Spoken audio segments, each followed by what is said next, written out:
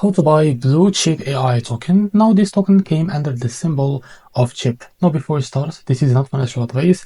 I'm not professional or economic expert, so before investing in any project that you find on my channel, please do your own research. And also there is a referral code down in the description. You can get free money, rewards, or crypto with the best referral code. Simply use the code below, fund your account and enjoy the benefits. Check them out in the description. So before going on by this token, make sure to check the REFERRAL account and keep following the updates about this token.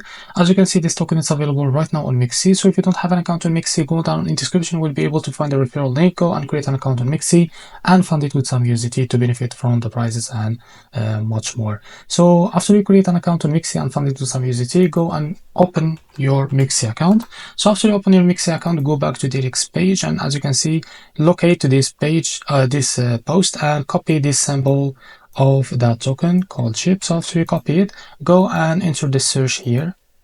So after that, what you need to do, just paste the symbol of the token, as you can see. So after you find the pair here, you will be able to see it, ship and USDT, click on it.